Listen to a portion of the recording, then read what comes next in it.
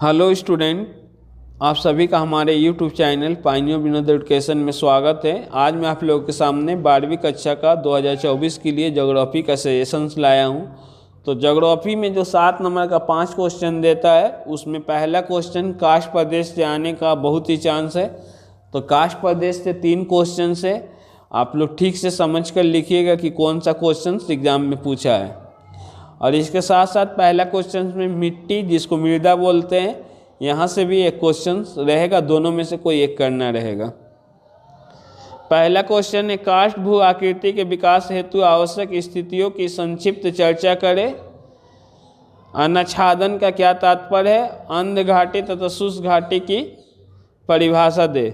Next question है चित्र की सहायता से विभिन्न प्रकार के तट रेखा की उत्पत्ति एवं विशेषता को लिखिए। इंटीसोल एंड मोलीसोल क्या है?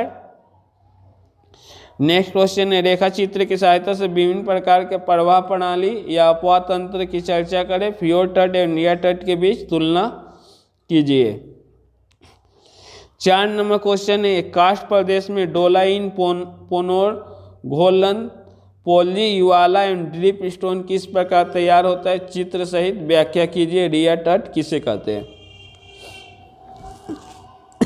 यदि आपको एग्जाम में इस तरह से पूछे कि कास्ट प्रदेश के अपक्षरण या पर्दन द्वारा बनने वाली 3 स्थलाकृतियों का वर्णन कीजिए, तो यही आंसर होगा। सिर्फ ड्रिप स्टोन जो है निक्षेपण की क्रिया में बनता है। आप लोग डोलाइन, पोनोर, घोलन, पोल्जी, युवाला का वर्णन कर सकते हैं। नेक्स्ट क्वेश्चन है 5 नंबर विभिन्न प्रकार की परवाल भित्ति की उत्पत्ति के कारण इन विशेषता उपयुक्त चित्र के साथ लिखे। एंटीसोल और मोलीसोल की तुलना करें। अगला है चूना के प्रदेश में निक्षेपण क्रिया के द्वारा बनने वाली प्रमुख स्थलाकृतियों का सचित्र वर्णन करें। यह आपको नाम भी दे सकता है। कास्ट प्रदेश में स्टेलेक्टाइट और स्टेलेग्माइट और कांद्रा स्तंभ किस प्रकार तैयार होता है? चित्र सहित व्याख्या करें। अधिवृद्धि और निम्नीकरण की प्रक्रिया द्वारा क्या समझते हो? 7 नंबर क्वेश्चन है समुद्री तरंगों तथा सागरीय जल के निक्षेपण कार्य द्वारा निर्मित विभिन्न प्रकार के स्थलाकृतियों का वर्णन कीजिए। निक्षेपण, समुद्र का अपक्षरण आपको 2023 में आ गया है। अक्षेत्रीय मिट्टी या एजोनल सॉइल किसे कहते हैं? अगला है समतलीकरण क्या है? परवाल भित्ति की वृद्धि के 2 कारणों का वर्णन कीजिए। स्थैतिक पुनर्यौन की उत्पत्ति कैसे होती है? 9 नंबर क्वेश्चन है विलियम्स मॉरिस डेविस द्वारा वर्णित अपरदन चक्र की विभिन्न अवस्थाओं की रेखा चित्र के साथ विवेचना कीजिए। समपोहन से क्या समझते हो?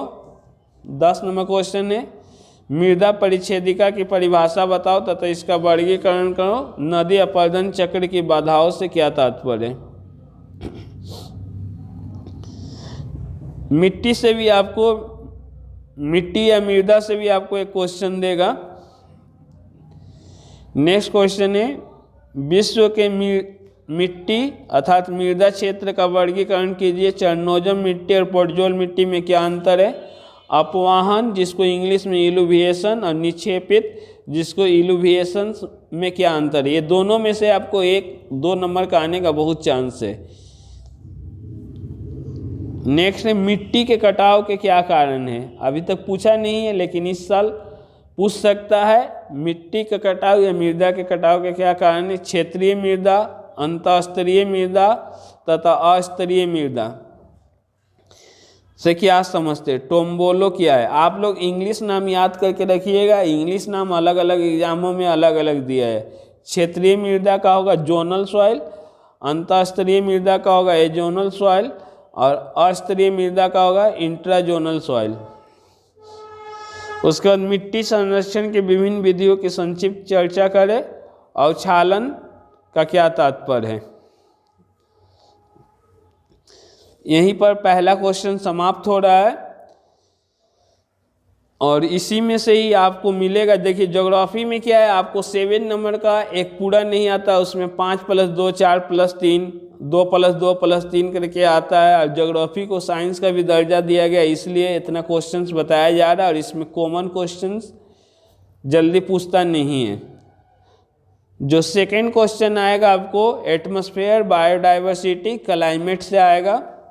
तो पहला क्वेश्चन है, सेकंड जो 7 नंबर का आपको ज्योग्राफी का एग्जाम में दूसरा आएगा, जैव विविधता में आनुवांशिक विविधता तथा जातीय विविधता पर संक्षिप्त टिप्पणी लिखिए। जैव विविधता के महत्व का उल्लेख करें। नेक्स्ट है, शीतोष्ण चक्रवात के जीवन चक्र का वर्णन उपयुक्त चित्र द्वारा करें।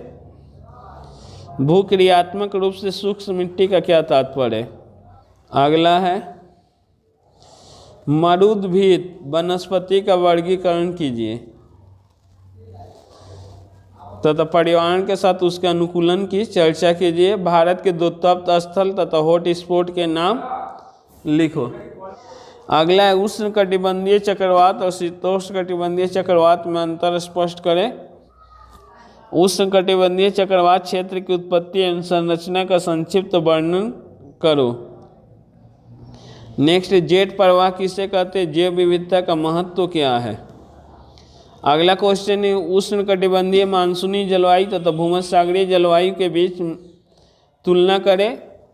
आपको उष्णकटिबंधीय मानसूनी जलवायु और भूमध्यसागरीय जलवायु के बीच में क्या अंतर है, आपदा और संकट के बीच में क्या अंतर है, और चक्रवात और प्रतिचक्रवात के बीच में क्या अंतर है, शीतोष्णकटिबंधीय चक्रवात और उष्णकटिबंधीय चक्रवात के बीच में क्या अंतर है। चारों अंतर में से एक आ गया होगा और 3 अंतर आप याद कर लीजिएगा तो एक 3 नंबर का मिल जाएगा, क्योंकि यहाँ पर 2 क्वेश्चन दिया रहेगा और 1 करना रहेगा। अगला है, एल नीनो तथा ला नीनो के प्रभाव की चर्चा की करें। ग्रीन हाउस का प्रभाव पर संक्षिप्त टिप्पणी लिखें। नेक्स्ट है, जैव विविधता में ह्रास होने के कारण की चर्चा कीजिए। उष्ण वातावरण और शीत वातावरण के क्या है। अगला है, ओजोन परत में रिक्तीकरण के क्या कारण है। नेक्स्ट क्वेश्चन है, चक्रवात की आंख किसे कहते हैं। भूमंडलीय उष्णता की परिभाषा लिखिए। भूमंडलीय उष्णता के प्रभाव का वर्णन कीजिए। अगला है, प्राकृतिक वनस्पति पर जलवायु के प्रभाव की चर्चा कीजिए। एल नीनो भारतीय मानसून को कैसे नियंत्रित करता है।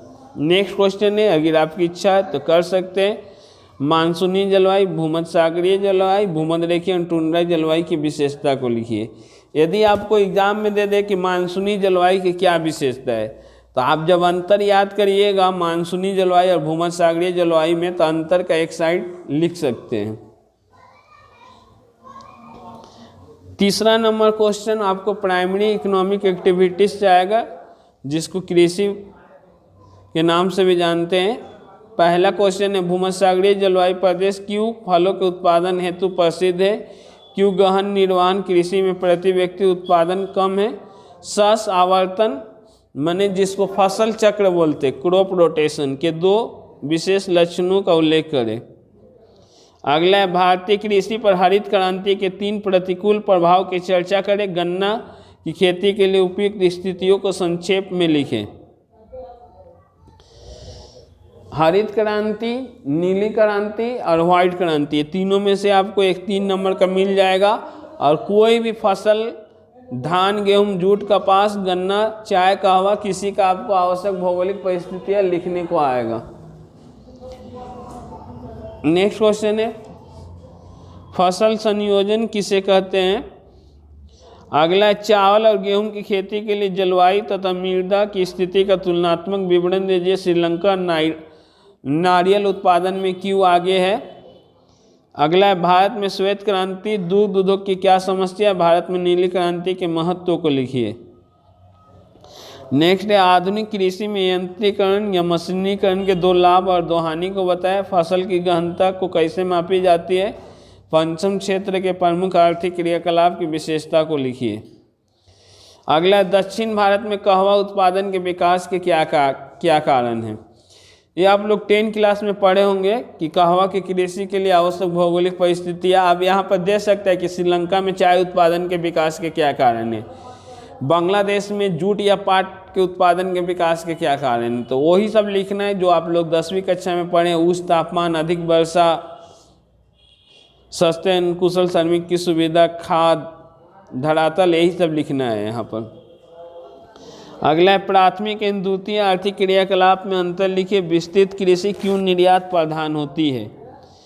विस्तृत कृषि कहाँ की जाती है? जहाँ पर जनसंख्या कम है और ज़मीन ज़्यादा है, भूमि क्या है ज़्यादा है, इसलिए क्या है वे देश क्या है दूसरे देश को अपने फसल को भेजते हैं। और उन देशों में क्या होता है मशीनों का भी प्रयोग होता है। अगला क्वेश्चन है फसल चक्रीकरण की दो महत्वपूर्ण विशेषताओं का उल्लेख कीजिए। भारत में दाल उत्पादन की समस्या क्या है? नेक्स्ट है गहन कृषि और विस्तृत कृषि के बीच अंतर को लिखिए। श्रीलंका में चाय की कृषि के विकास के प्रमुख कारणों को लिखिए। 10 नंबर है धान, गेहूं, जूट, कपास, चाय, कहवा, गन्ना। बोले इसमें से कोई एक पौधा आपको आएगा, नाम कहीं का भी दे, आंसर एक ही जैसा होगा। जैसे 2023 में आपको कपास का दिया है कि मिस्र में कपास की, तो आंसर वही होगा। कृषि के लिए अनुकूल भौगोलिक परिस्थितियों का वर्णन कीजिए। 11 नंबर क्वेश्चन कभी पूछा नहीं है, मैं पूछ सकता है। गहन कृषि, विस्तृत कृषि, मिश्रित कृषि, व्यापारिक कृषि, स्थानांतरित कृषि, अस्थायी कृषि, मार्केट गार्डनिंग की विशेषताओं को लिखिए। चौथा नंबर क्वेश्चन आपको इंडस्ट्री से आएगा। तो भारत के पूर्वी मध्य भाग में लौह तथा इस्पात उद्योग के विकास के कारणों को स्पष्ट करें। सूती वस्त्र उद्योग को क्यों फूट लूज उद्योग कहा जाता है? ब्राजील में रबर उद्योग के विकास हेतु समस्याओं की चर्चा करें। भारत क्यों रेडीमेड वस्त्र उद्योग में विकसित है, जिसको पोशाक उद्योग भी कहते हैं? वस्तु सूचकांक किसे कहते हैं? Material index. अगला है पश्चिम भारत में सूती वस्त्र उद्योग के विकास के क्या कारण है? इसके जगह पर आपको इस तरह भी पूछ सकता है कि अहमदाबाद, गुजरात या मुंबई में सूती वस्त्र उद्योग के विकास के क्या कारण है? भारत में सूती वस्त्र उद्योग की प्रमुख समस्याओं का वर्णन करें। नेक्स्ट है गुलाबी कुर्ताधारी और सफ़ेद कुर्ताधारी किसे कहते हैं? कच्चे माल के अभाव के बावजूद भी जापान में लौह इस्पात उद्योग क्यों विकसित है? अगला है भारत में खाद्य प्रसंस्करण उद्योग के वितरण पर विवेचना कीजिए। वेबर का औद्योगिक स्थानीयकरण का सिद्धांत में कच्चे माल की क्या भूमिका है? नेक्स्ट क्वेश्चन है रूढ़ औद्योगिक क्षेत्र के विकास के क्या कारण है? मलेशिया में रबर उद्योग क्यों विकसित है? अगला क्वेश्चन है कनाडा में कागज उद्योग क्यों विकसित है? कनाडा में कागज उद्योग के विकास के क्या कारण है? भारत में कागज उद्योग की क्या समस्या है? नेक्स्ट है पेट्रो रसायन उद्योग क्या है? इसे सनराइजिंग इंडस्ट्री क्यों कहते हैं? भारत में पेट्रो रसायन उद्योग की समस्या एवं महत्व पर प्रकाश डालिए। 9 नंबर क्वेश्चन है आपको ब्राजील में रबर उद्योग के विकास में आने वाली समस्या का चर्चा कीजिए। भारत में तैयार पोशाक निर्माण उद्योग का विकास क्यों है? पदार्थ सूचकांक किसे कहते हैं? अगला है 10 नंबर भारत में बड़ी मात्रा में दुधारू पशुओं के होने के बाद भी यहाँ दूध उद्योग क्यों विकसित नहीं हुआ? विश्व व्यापार संगठन जिसको WTO बोलते हैं का क्या कार्य? दुर्गापुर को भारत का रूढ़ क्यों कहते हैं? चतुर्थ और पंचम आर्थिक क्रियाकलाप में क्या अंतर है? नेक्स्ट क्वेश्चन है कागज उद्योग के विकास के लिए आवश्यक कच्चा माल क्या है? स्वर्णिम चतुर्भुज से क्या समझते हो? किसी देश के आर्थिक स्थिति पर पर्यटन का क्या प्रभाव पड़ता है? यहाँ पर आपको कोई ना कोई उद्योग के विकास का कारण पूछेगा तो उसमें सभी का पॉइंट लगभग एक ही जैसा है। कच्चे माल की सुविधा, शक्ति के साधनों की सुविधा, यातायात की सुविधा, बाजार की सुविधा, स्वच्छ जल की सुविधा। आपको कोई ना कोई इंडस्ट्री का डेवलपमेंट अर्थात विकास जरूर ही पूछेगा। 5 नंबर आप लोग यहाँ से आराम से प्राप्त कर सकते हैं।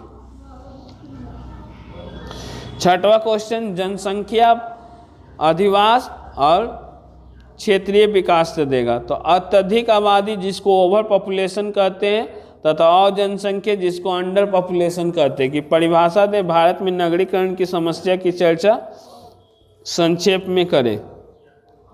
अगला है जनसंख्या घनत्व तथा मानव भूमि अनुपात में अंतर करें। आयु लिंग अनुपात की महत्व का उल्लेख करें। भारत उदाहरण के साथ किन्हीं 3 प्रकार के नगरों का उनके कार्यों के अनुसार उल्लेख करें। नेक्स्ट है 3 नंबर क्वेश्चन, बहुत इंपॉर्टेंट है। विश्व के विभिन्न भागों में जनसंख्या के असमान वितरण से संबंधित भौतिक तत्वों की चर्चा कीजिए। यहाँ पर थोड़ा प्रिंटिंग मिस्टेक हो गया है, यहाँ पर क्वेश्चन होगा इसके बाद हल्दिया बंदरगाह के विकास के क्या कारण हैं। उसके बाद जनाकी संक्रमण मॉडल माने जनसंख्या संक्रमण मॉडल के विभिन्न चरणों की विशेषता का उल्लेख करें। ये भी क्वेश्चन यहाँ से आपको बहुत इम्पोर्टेंट है। अगला है कार्य के आधार पर नगरीय बस्तियों का साधारण वर्गीकरण कीजिए। नेक्स्ट है आदर्श जनसंख्या ऑप्टिमम पॉपुलेशन किसे कहते हैं और उसकी 2 विशेषताओं का उल्लेख करें।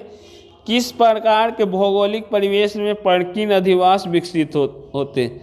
देखिए एक ऐसा भी क्वेश्चन आपको लगभग हर साल देता है, तो कोई भी अधिवास कहाँ क्यों विकसित होगा, वहाँ पर की भूमि क्या होगी। 1 नंबर पॉइंट होगा उपजाऊ भूमि, 2 नंबर होगा स्वच्छ जल की सुविधा, 3 नंबर होगा उद्योग धंधों का विकास। तो आप एक आंसर याद करके सभी में भी लिख सकते हैं। हल्दिया बंदरगाह को कलकत्ता का सहायक बंदरगाह क्यों कहते हैं। 2024 के लिए बहुत ही इम्पोर्टेंट क्वेश्चन है, आप लोग देख सकते हैं। एक साल छत्तीसगढ़ देता है और एक साल हल्दिया देता है। तो पिछले साल आपको 2023 में छत्तीसगढ़ पूछ चुका है, तो इस साल हल्दिया पूछेगा। अगला है भारतीय जनगणना के अनुसार शहरी अधिवास अर्बन सेटलमेंट की परिभाषा दो। एक नियोजन क्षेत्र की 2 विशेषता का उल्लेख करो। सूक्ष्म नियोजन क्षेत्र से क्या तात्पर्य। रेखीय अधिवास किसे कहते हैं। बेंगलुरु में इलेक्ट्रॉनिक उद्योग के विकास के 2 कारकों को लिखिए। योजना क्षेत्र क्या है। योजना क्षेत्र जो 2 प्रकार का होता है, माइक्रो योजना क्षेत्र और मैक्रो योजना क्षेत्र। दोनों के बीच में अंतर आपको आ सकता है, आप लोग तैयारी कर लीजिएगा। नेक्स्ट है भारत में तीव्र जनसंख्या वृद्धि के क्या कारण है। मैक्रो प्लानिंग रीजन और माइक्रो प्लानिंग रीजन में क्या अंतर है। इसका हिंदी नाम अलग अलग सालों में अलग अलग दिया, इसलिए आप लोग इंग्लिश नाम से इसको याद कीजिएगा। अगला ग्रामीण अधिवास या बस्ती जिसको रूरल सेटलमेंट कहते हैं, उसकी परिभाषा विशेषता एवं क्या कार्य। नगरीय अधिवास जिसको अर्बन सेटलमेंट कहते हैं, परिभाषा विशेषता अनुकार। और दोनों के बीच में अंतर भी आप लोग देख सकते हैं, ग्रामीण अधिवास और नगरीय अधिवास में क्या अंतर है, ये भी आपको पूछ सकता है। तो ग्रामीण अधिवास क्या है। प्राचीन अधिवास से सबसे पहले गांव बना, उसके बाद शहर बना। और नगरीय अधिवास क्या हो जाएगा, आपको नवीन अधिवास हो जाएगा। ग्रामीण अधिवास के लोग कृषि कार्यों में जुड़े रहते हैं और नगरीय अधिवास के लोग विभिन्न प्रकार के कार्यों जैसे उद्योग धंधे और व्यवसाय में जुड़े रहते हैं। यदि आपको वीडियो अच्छा लगे तो वीडियो को लाइक करें तथा ऐसे वीडियो को देखने के लिए हमारे चैनल को सब्सक्राइब करें।